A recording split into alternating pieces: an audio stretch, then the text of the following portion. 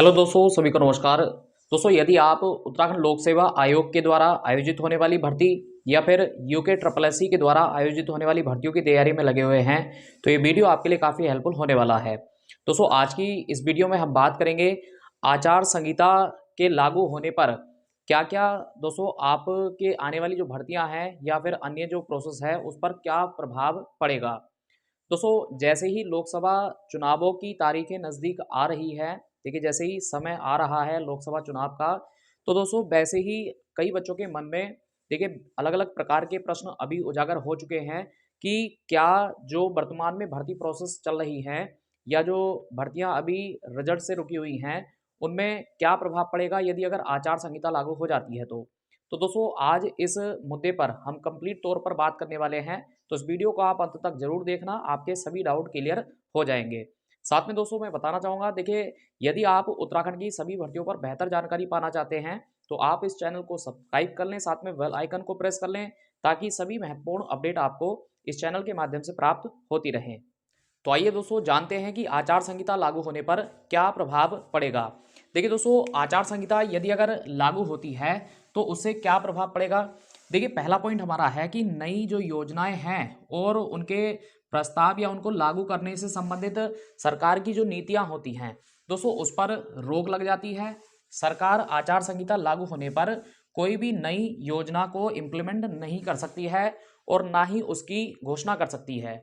इसके अलावा दोस्तों देखिए बात करें तो जो नई भर्तियां हैं, देखिए आचार संहिता यदि अगर लागू हो जाती है तो आपकी नई भर्तियों पर भी रोक लग जाती है। अब देखिए जैसे अभी उत्तराखंड में पुलिस की भर्ती हो गई या फिर आपके एसआई की भर्ती का विज्ञापन आना शेष है या और अन्य भर्तियां हैं दोस्तों, तो ऐसी भर्तियां जो अभी प्रोसेस में हैं या रुकी हुई हैं दोस्तों, यदि अगर आचार संहिता लागू हो जाती है तो फिर नई भर्ती आपको देखने को नहीं मिलेगी।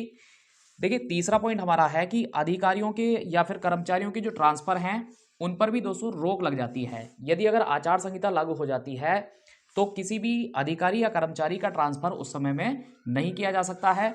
हाँ, राज्य सरकार यदि अगर चाहे तो चुनाव आयोग की परमिशन के आधार पर दोस्तों उनका ट्रांसफर फिर बाद में कर सकती है। ये तभी पॉसिबल हो पाएगा जब चुनाव आयोग अपनी सहमति देता है। अगला पॉइंट हमारा है सरकार की जो उपलब्धियां हैं। देखिए सरकार की जो भी उपलब्धियां हैं, जैसे मान लीजिएगा पिछले टाइम में सरकार ने जो भी उपलब्धि अभी अर्जित की है भर्तियों से संबंधित, उनके विषय में भी वह गुणगान नहीं करेगी, तो इस पर भी पाबंदी होती है। अगर आचार संहिता लागू हो जाती है तो सरकार अपनी उपलब्धियों को जनता के बीच में नहीं रखेगी या उससे संबंधित होल्डिंग का प्रयोग नहीं करेगी। अगला पॉइंट हमारा है जो कि काफ़ी महत्वपूर्ण है और बच्चों को इस पॉइंट को लेकर के काफ़ी डाउट भी है। देखिए दोस्तों, आचार संहिता अगर लागू हो जाती है तो क्या ज्वाइनिंग या फिर रिजल्ट आ पाएंगे। देखिए जैसे अगर बात करें तो अभी वर्तमान में कुछ रिजल्ट आए हैं, फॉरेस्ट गार्ड का रिजल्ट फाइनल आ चुका है। तो एक डाउट आपके मन में यह है कि आचार संहिता यदि अगर लागू हो जाती है तो क्या फॉरेस्ट गार्ड में ज्वाइनिंग हो पाएगी, या फिर दोस्तों अभी जो आपके बंदी रक्षक या फिर कनिष्ठ सहायक या इसके अलावा और अन्य रिजल्ट रुके हुए हैं तो क्या इनके रिजल्ट आ पाएंगे यदि अगर आचार संहिता लागू हो जाती है तो दोस्तों मैं आपको बता दूं, देखिए यदि अगर आचार संहिता लागू हो भी जाती है तो आपकी ज्वाइनिंग और रिजल्ट पर कोई प्रभाव नहीं पड़ेगा, क्योंकि दोस्तों चुनाव से पहले की ये भर्ती प्रक्रिया है और इस पर कोई भी प्रभाव नहीं पड़ेगा। आपके ज्वाइनिंग भी हो जाएंगे और आपके जो भर्तियों के रिजल्ट रुके हुए हैं वो भी फाइनल रिजल्ट आपके आ जाएंगे। वैसे तो दोस्तों आचार संहिता को लेकर के राजनीतिक पार्टियों के लिए कई प्रकार के निर्देश चुनाव आयोग के होते हैं, किंतु एक स्टूडेंट के लिए क्या महत्वपूर्ण हो सकता है आचार संहिता में, उसके विषय में अभी हमने डिस्कस किया।